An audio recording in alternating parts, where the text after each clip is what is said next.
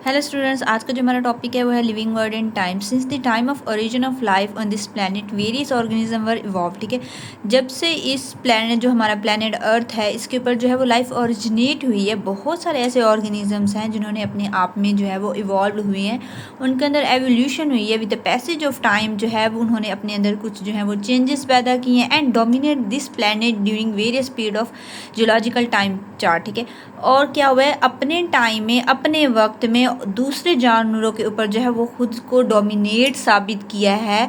उन ऑर्गेनिजम्स ने ना सिर्फ खुद को जो है वो एवोलेट किया है, और एवोल्यूशन करने के बाद जो है वो दूसरे जानवरों के ऊपर डोमिनेट हुए हैं अपने टाइम में।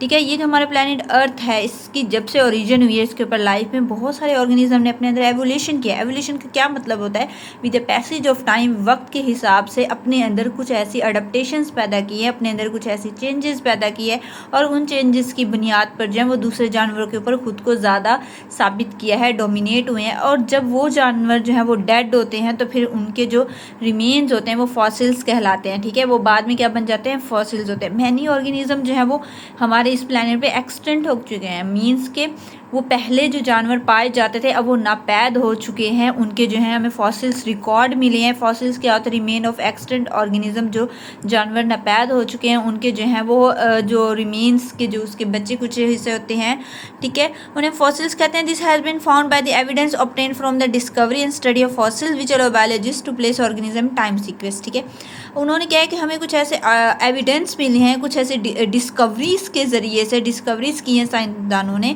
और उन्होंने या फिर फॉसिल्स को स्टडी करने के बाद बायोलॉजिस्ट ने जो है वो ऑर्गेनिज्म को टाइम सीक्वेंस मीन के वो जानवर उस वक्त में जो है वो पाया जाता था, एक पूरी सीक्वेंस में जो उनको अरेंज किया है ऑर्गेनिजम्स को। ठीक है, एक ऑर्गेनिज्म वो 10 मिलियन साल्स पहले जो है वो पाया जाता था, वो डेड हो गया उस अर्थ पे, उसके फॉसिल्स मिले हैं, उन फॉसिल्स की एक लेयर बन चुकी है। ठीक है, अब बहुत सारा अरसा गुजर गया है, उस फॉसिल्स के ऊपर जो है वो लेयर, वो फॉसिल्स बन चुके हैं।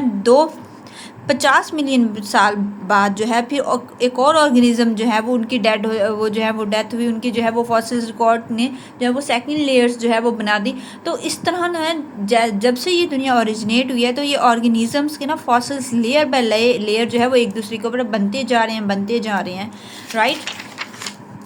एस जियोलॉजिकल टाइम पास, जैसे जैसे वक्त गुजरता गया and new layer of sediments are laid down, और उसके ऊपर जो है नई से नई जो है वो लेयर तह बनती गई है।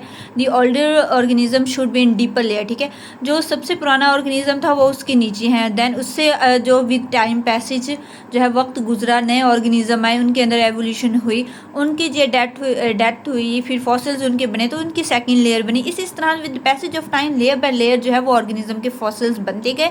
Layers has not been disturb, और वो जो लेयर्स थी डिस्टर्ब नहीं हुई। ठीक है, फॉसिल्स को जो हम रेडियो एक्टिव आइसोटॉप्स के जरिए भी पढ़ते हैं। ठीक है, कुछ फॉसिल्स रेडियो एक्टिव आइसोटॉप्स होते हैं, मीन्स के वो जो है वो रेडिएशन इमिट्स करते हैं।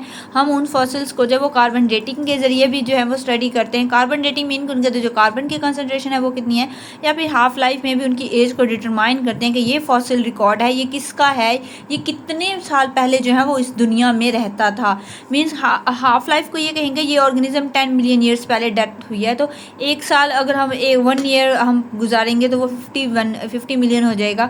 एक और साल हम कम करेंगे तो 25 मिलियन, एक और इसी तरह करते ज़ीरो पे आएंगे, और ज़ीरो से भी नीचे वैल्यू तक जो है वो जाती है। तो ये फिर वैल्यू कभी ख़त्म नहीं होगी। हाफ लाइफ के ज़रिए भी हम ऑर्गेनिज्म की लाइफ को जो है वो फॉसिल्स को जो है वो एज का पता लगा सकते हैं। ठीक है, उन्होंने कहा in addition to date age rock by comparing the amount of certain radio active isotope they contain. ठीक है, और हमें फॉसिल्स मिला, 2 फॉसिल्स मिले, उनकी एक रेडियो एक्टिव आइसोटॉप्स ये थी, दूसरे की ये थी। अब उसकी जो है एक की रेडियो एक्टिव आइसोटॉप्स की जो है वो कम कंसनट्रेशन होगी, एक की ज़्यादा होगी। जो कम कंसनट्रेशन वाले होंगे वो फॉसिल्स पहले के होंगे, और जो ज़्यादा कंसनट्रेशन वाले होंगे वो यंगर होंगे उनसे। The older sediment layer has less of this specific radio active isotope than the younger layer. ठीक है, as compare comparison of the layer, ठीक है, अगर हम लेयर्स को कंपैरिजन करें, given an indication of the reality ways of the fossil found in the rocks, ठीक है, जो पत्थरों में हमें फॉसिल्स मिले, अगर हम उन लेयर्स को आपस में कंपेयर करें तो हमें उनकी एज का पता लग सकता है। Before the fossil found in the same layer must have been alive during the same geological period. जब हम फॉसिल की एज का पता लग जाएगा हमें, तो फिर हम कहेंगे ये जानवर, ये ऑर्गेनिज्म इतने मिलियन साल, इतने साल पहले जो है वो इस दुनिया में रहता था, अलाइव था, जीता था। सो ये था हमारा आज का टॉपिक, जिसमें जो हम लिविंग वर्ड इन टाइम के हवाले से हमने पढ़ा कि ऑर्गेनिजम्स किस तरह जो है वो इस दुनिया में ऑरिजिनेट हुआ, उसने अपने आप में जो एवोल्यूशन की, ठीक है, दूसरे जानवरों के ऊपर डोमिनेट हुआ, फिर जो है उसकी डेथ हो गई, उसकी फॉसिल्स बने, फॉसिल्स लेयर की फॉर्म में थे। देन कुछ सालों बाद, आगे बहुत सालों बाद जो है वो दूसरे ऑर्गेनिज्म की फॉसिल लेयर्स का पता चलता है। तो उन फॉसिल लेयर्स की एज को जब हम डिटरमाइन करेंगे तो हमें जो है उन ऑर्गेनिज्म की एज का पता चलेगा कि इतने साल पहले ये ऑर्गेनिज्म हमारी अर्थ पे रहते थे। जैसे डायनासोर्स की एग्जाम्पल है हमारे पास, डायनासोर कितने अरसे पहले जो है वो इस दुनिया में रहते थे, हमें उनके फॉसिल्स रिकॉर्ड से पता चला है। सो ये आज का हमारा टॉपिक था।